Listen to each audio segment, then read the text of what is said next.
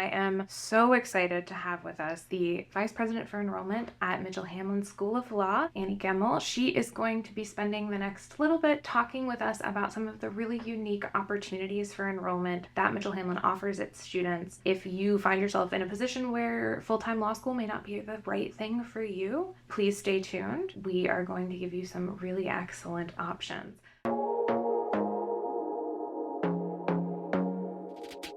I'm going to bring Annie on. I'm going to let her tell us a little bit about herself, and then we'll go ahead and get started. I'm Annie Gemmell, and I'm the Vice President of Enrollment at Hamlin School of Law. I have worked at this law school for just about 10 years and worked in admissions the whole time. I've been an assistant director and dean of admissions and now the vice president of enrollment, which just means I work with the marketing and admissions teams. I am also a graduate of this school. So I graduated from one of our predecessor schools, William Mitchell College of Law, in 2012. Just to be clear, so in 2016, William Mitchell College of Law and Hamlin University Law School combined, and we became Hamlin School of Law.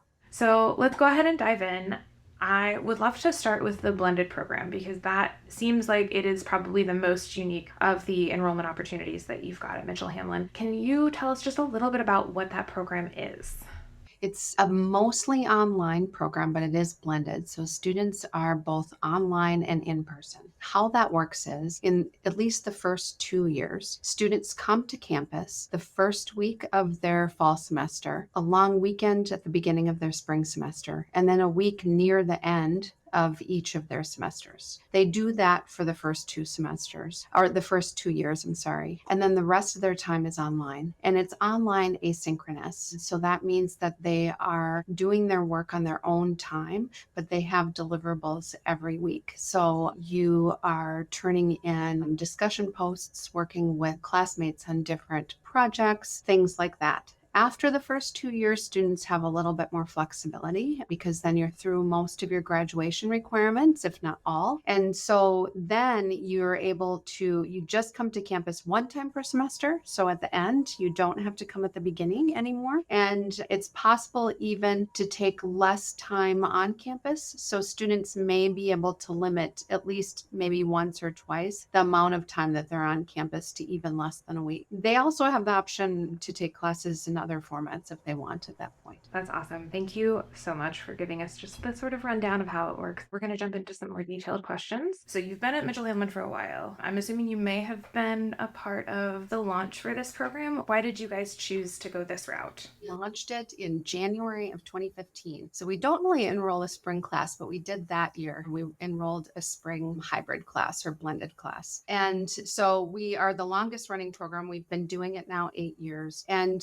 really, at the end of the day, it's an extension of what our mission has been forever, which is access to law school for people who otherwise wouldn't be able to make it work. And so we had one of the very early part-time programs a long time ago, before many people even thought about whether or not that would be an option. And it was an evening program. So we had the evening program that ran for a long time. Then when we combined so William Mitchell and Hamlin combined in 2016, Hamlin had a weekend program also giving lots of access. So William Mitchell evening and Hamlin weekend. And so when we came together, actually a little bit before, but then when we continued it, it was really just an extension of what we've been doing all along. We've always served students who work full-time or have other family obligations. And we also have tended to be pretty innovative. So we've had faculty that are willing to sort of take some risks and do different things in their classes. So I also graduated, in 2012, so just a little over 10 years ago. And even then, we weren't doing the blended program yet, but I had one class that was fully online, and I had another class that was a blended class, actually. So we had faculty around the building in years prior to the actual program start that were experimenting, trying to figure out best practices for teaching. And so by the time it came around, it really felt pretty natural to start. That's wonderful. I love hearing that faculty are invested in innovative ways to teach the law. So is there a particular learner that you had in mind, a particular student that you were thinking about when you guys created this program? Was there a particular population? You mentioned increasing access. So who were you looking to help out with this particular type of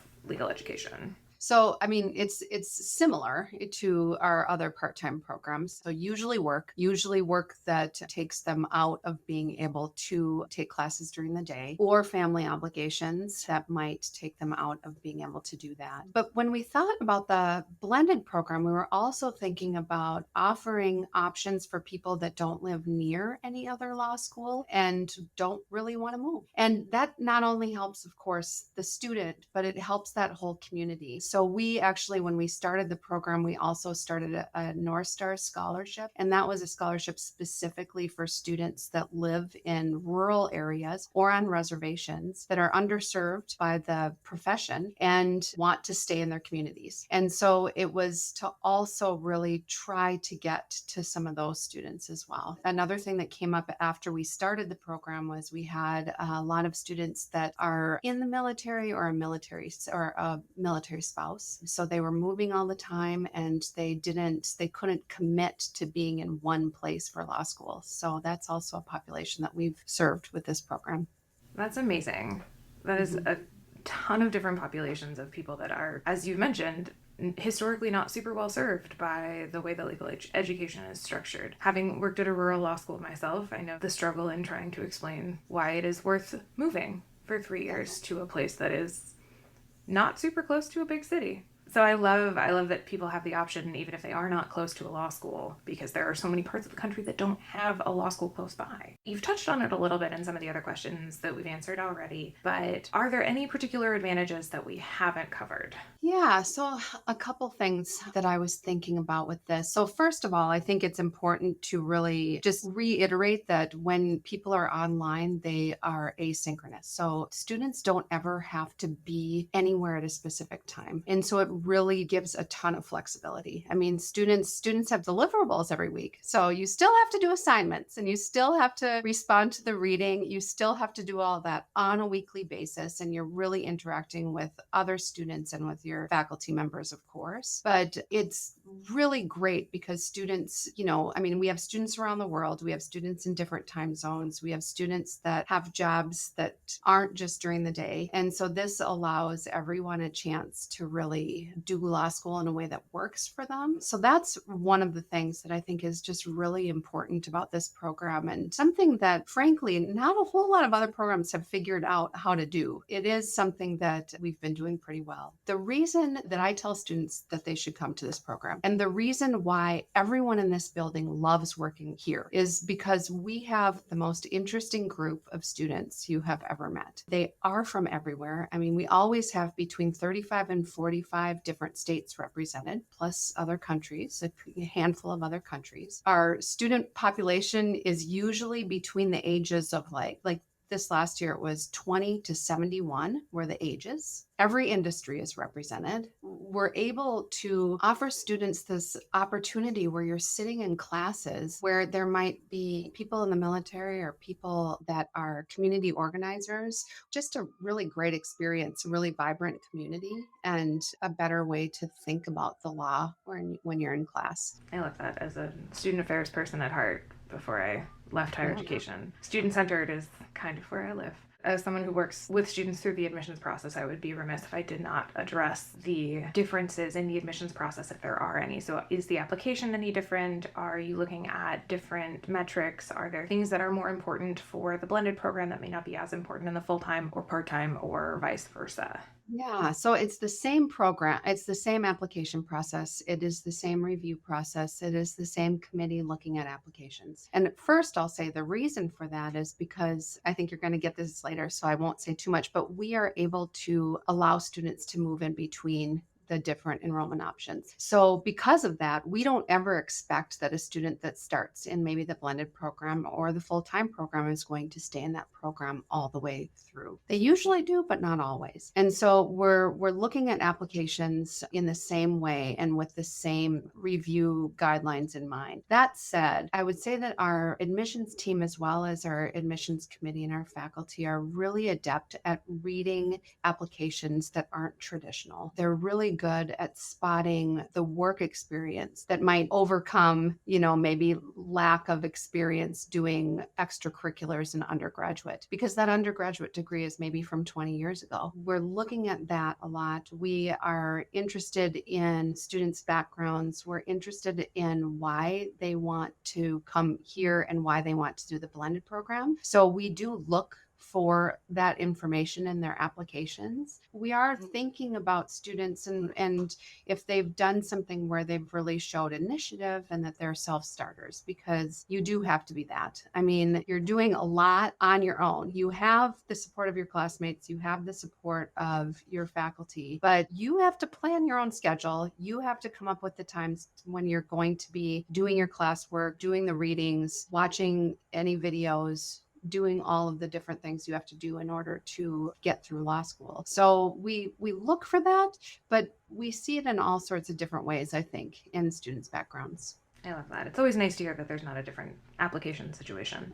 You mentioned it a little, and I'm going to jump around. You had mentioned that you don't have to stay in the program that you initially apply to. I would love if you could explain a little bit what the process is for that. Is it just like a, hey, I don't want to be a blended student anymore. I would like to move and come to school full time. And that's just how it works? Or is there an application for that? Do you have to talk to somebody? Well, you probably have to talk to somebody, but that's about it. So when students start at the school, actually before they start, so once they decide to come here, we assign them to an academic advisor. And that is really important for our blended students and for anyone who's thinking they might not just do lockstep with the program all the way through, which by the way is like zero of our students. They almost all do something their own unique way. So we have an academic advisor. That's that's like their first stop. They go to their academic advisor and say, hopefully early. I always tell them to go as early as possible and say, hey, I'm thinking about changing to the full-time program, or I'm oh my gosh, I'm moving to Minnesota and now I can be in person during the evening program, whatever it is. They really just have to do that. And then the academic advisors will help make sure that they still are doing everything they need to do to graduate, but also to meet whatever other academic requirements they have. Maybe they're doing certificates or other things like that. So they really help plan throughout the whole process. But yeah, we don't have any student that does the same thing. We allow students in the blended program and in all of our programs, obviously, to do January term classes, to do summer classes, to take them in whatever format they want. So we have full-time students who are taking online classes, everything. What that means is also lots of students end up graduating before their 4 years. And all I say is, as long as you're planning, as long as you're really thinking about like exactly what you need to get done, it will work. I love that. I know that moving in between the programs was something that students always found very attractive if it was an option,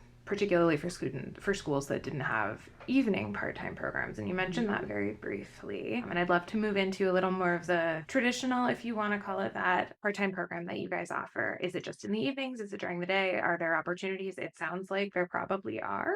Yeah. So the part-time program, the part-time evening program it looks like a traditional part-time evening program. Students are in class between about 5 or 6 o'clock to sometimes 10 o'clock at night, Monday through Thursday, at least in the first year when they're doing first year requirements. After that, they have a lot of flexibility. As we've said, they can take classes online or during the day or do externships or whatever. So they don't have to be here every night. But I would say the biggest difference really between the part-time evening program and the blended program are the demographics a little bit and the size. So our blended program is usually over 200 students in 3 different sections. So we have lots of students in that program. It's actually about 60% of our incoming class every year. Our part-time evening program is usually around 30 students. So it's much smaller, it's much more intimate. That's something to think about. First, do you want to be in class every day? Maybe you do. And do you want to be in class in a smaller class? Those are both an option with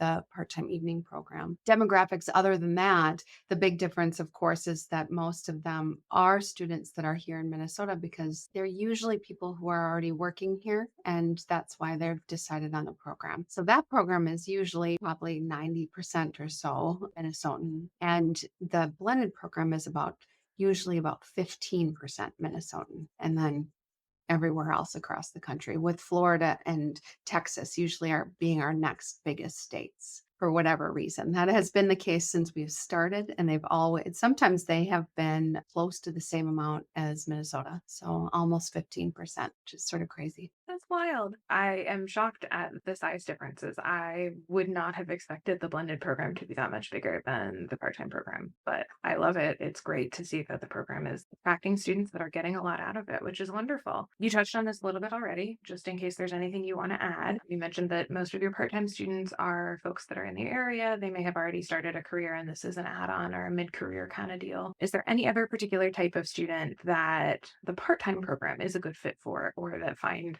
it to be the best option for them? I would say the other group that I see are students that are just interested in maybe starting out a little more slowly. Actually, they can take part-time classes during the day too. So we allow the option for students to just take that one less class during the day. And so if you just feel like you need to sort of ease into it a little bit, you can. And we see students who do that and sometimes maybe even recommend it depending on what's going on in their lives. So that's an option too. I do see students who do that, and it's usually a handful. It's probably like 10, maybe 10 students in our class. But those students, they usually end up speeding up. They usually end up starting to feel more confident after that first year, as I'm sure you remember from your own last school experience.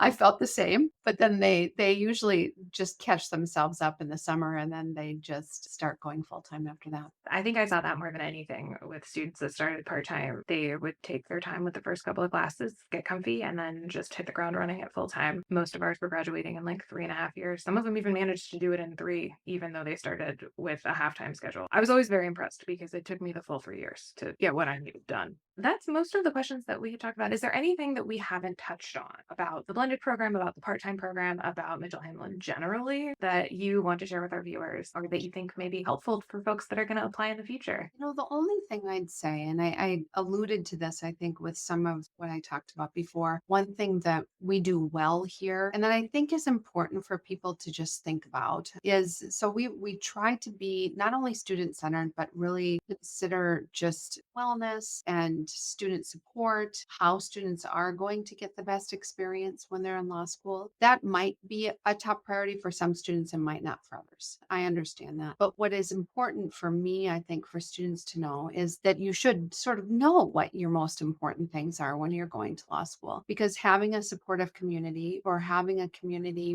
where you take a first year class, as you do here, where you think about your professional identity and wellness when you're working and how to have balance and those kinds of things, those are important to you. I hope they are at some level, then this might be the right place. And so I think that's another thing that we do well here. And I think it shows up in that we do have academic advisors to help students along the way. That's a newer thing. And I certainly didn't have one when I was in law school, and I would have probably helped. It's good, I think, not, of course, I think Mitchell Hamlin is a wonderful place to be, but wherever you are, to really be thinking about, like, how do I do best, and not just thinking about what does the world say is the most prestigious law degree or most prestigious thing to do while you're in law school, because that comes up too, or the most prestigious job to have after law school. Because even if you don't think you want that, which I didn't when I went to law school, I still felt like I got sucked into that a little bit. And so I think about that and I try to just let students know that there's lots of different things that schools might offer that aren't those things, but might be best for you. So And agree wholeheartedly. The prestige, the thing you should do, is oftentimes not the best thing for you to do. We've got a question about pre law summer courses. Are they all online or are they in person sometimes too? So there's lots of pre-law summer options for students. The answer is probably all of the above, depending on what program you're doing. We do offer a pre 1L program. It's a short program though for the one that we offer, and it's free for any student that's coming that is interested in doing it. We offer it fully online because that makes the most sense for all of our students who are usually trying to settle things in their own lives before they get started. And we're focused a lot on community building, and making connections so that students feel like they are part of the community and maybe even understand their piece of the community. So introducing them to students and stuff like that. So that's what we're focused on in ours. There are other programs out there that look at the academics, that are giving you sort of first glance at your first year courses, maybe teaching you some of the basics about writing, about legal writing. And so those are an option too. And I think they have both